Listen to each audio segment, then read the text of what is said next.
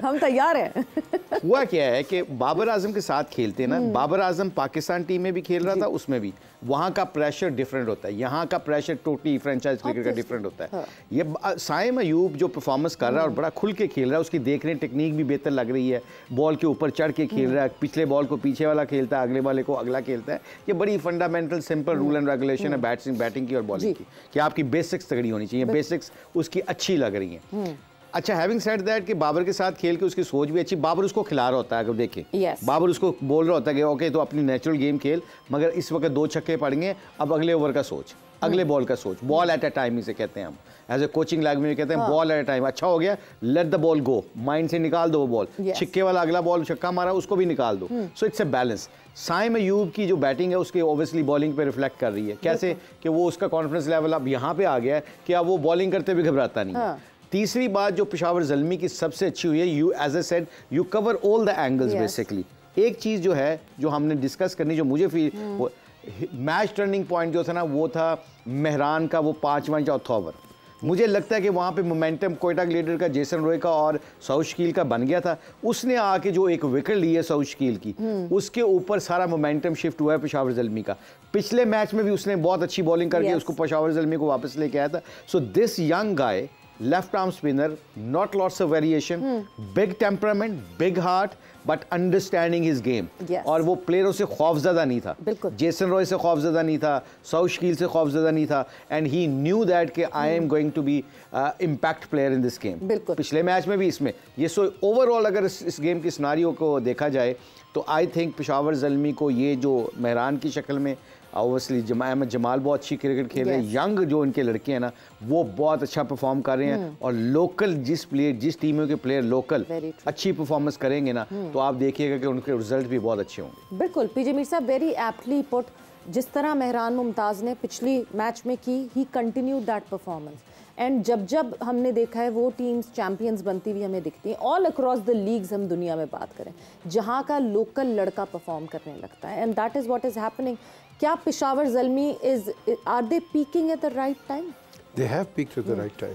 देखो 8 में से 8, एंड पर्टिकुलरली इनकी टीम में जो एक्चुअल जो सिंगल आउट आप करो, वो एक कहावत है कि हम ढूंढते हैं पत्थर लेकिन आपको नहीं पता कि आपके अंदर ही हीरे बैठे हैं। तो ये साइम अयूब, ये एक ऐसा प्लेयर आपका निकला है जो कि जिस तरह बिल्कुल अच्छी बात की मुश्ताक ने कि वो अब मोमेंटम अपना बाबर के साथ लेके आ रहा है, कॉन्फिडेंस उसका बढ़ रहा है, and he is playing those daring shots which he should, जो कि हम परहैप्स शान को भी कहते हैं भाई खेलो तुम, ये खेल रहा है वो, तो आपने मार के ही आगे निकलना है। वो कहते हैं ठका लगा के नहीं निकलना। तो ये जो चीज़ इस वक्त इनको ज़ल्मी को पार्टनरशिप मिली है, मेरी नज़र में I think I am sure you know Mushtaq is the coach, he will know better, but I think he has a lot of future for Pakistan. Yes. You know, right now what we can predict, but again time tells you कि कई लड़के जल्दी peak करके नीचे भी बैठ जाते हैं, बिल्कुल। कई लेट आते हैं। हमारे पास चाचा बैठा है, लेट पीक किया उसने, तो कई लोग लेट होते हैं पीक। सो इसके अंदर I think to your question, Zalmi is right up there, and I think Zalmi will even get more stronger because they're in a role.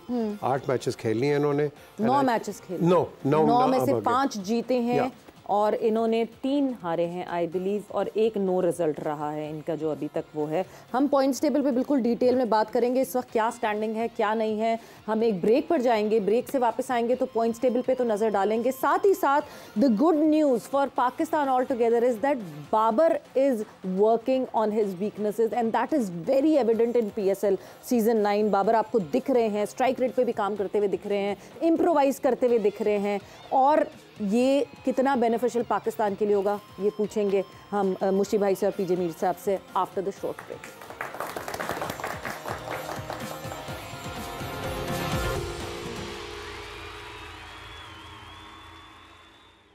And welcome back to Zor Ka जोड़ PSL season 9 special. और जहां अभी इस वक्त हमारी discussion हो रही थी, कल जो मुकाबला हुआ, कल जहां पेशावर ज़ल्मी और कोयटा ग्लैडिएटर्स एक दूसरे के मद्दे मुकाबिल हुए, रावलपिंडी का अब ये आहिस्ता आहिस्ता सेशन जो है इख्तिताम पजीर होगा, क्योंकि अब Karachi the venue would be unfolded now. और एक मैच तो आपने देखा ही है, कुछ मैचेस, एक भी नहीं, और उसके बाद जो है फिर कराची में वापस सारा पूरा काफिला चला जाएगा, सारी चीज़ें शिफ्ट हो जाएंगी वहाँ पे।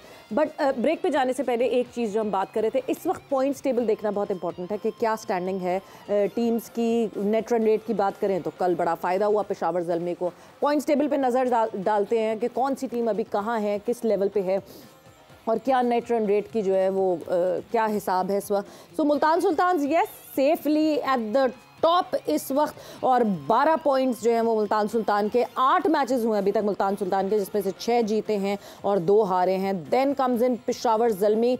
मुल्तान सुल्तान के नेट रन रेट की बात करें तो वो तो खैर पॉइंट्स भी उनके ज़्यादा है, बट नेट रन रेट भी बहुत अच्छा है 0.967 से।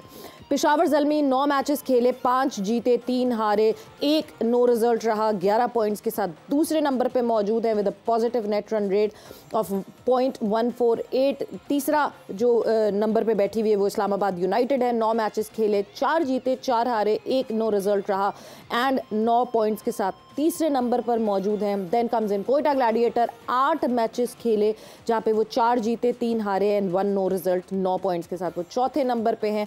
कराची किंग्स जिसके लिए अब अगले सारे मैचेस जीतना बड़ा इंपॉर्टेंट हो जाएगा। 8 मैचेस खेले हैं, 3 जीते हैं 5 हारे हैं and with 6 points they are at the second last position with a negative net run rate. And then comes in Lahore Qalandars who would turn out to be a party spoiler for all the other teams. 8 matches में से 1 match जीता है, 6 हारे हैं और 1 no result रहा है और 3 पॉइंट्स के साथ they are at the bottom of the table. So मुशी भाई बड़ा जो है ना बाकी टीम्स को बच के रहना पड़ेगा लाहौर कलंदर्स से। गंवाने को कुछ है नहीं, लुटाने को कुछ है नहीं, कोई बात नहीं, दूसरों की पार्टी खराब करें। Absolutely absolutely. और पिछले मैच में उन्होंने की है, हाँ ना जो पिछला मैच उन्होंने किया है, बिल्कुल। आई थिंक ये उनके ऊपर प्रेशर तो खत्म हो गया because they no they are not in the race. जब आप रेस में नहीं होते तो फिर आप एक्सपेरिमेंट जो भी करते हो दिल से करते हो, तो उसके सामने आपके कॉन्सिक्वेंसेज नहीं होते। तो जब कॉन्सिक्वेंसेज नहीं होते प्रेशर ऑफ होता है। Sometime those things actually you need that. अगर ये जब कोई मैच हारेंगे ना, जब बंदे के कॉन्सिक्वेंसेज नहीं ना होता है, सोचता नहीं है कि हम हार जाएंगे तो ये हो जाएगा, इफ एंड बट से सोचता है, तब या तो बहुत ही गंदा खेलते हैं, बिल्कुल एक वन साइड हार जाते हैं, या फिर दूसरी टीम को, बड़ी से बड़ी टीम को मार देते हैं। ये दो होता है, बीच में मिडिल वाली गेम खत्म हो जाती है। तो आई थिंक लाहौर का as you said you know like ये प्रॉब्लम होगा दूसरी टीमों को कि उन्होंने आके किसी न किसी को ना टीम से मतलब टूर्नामेंट से बाहर करवाएंगे, वो देख लीजिएगा।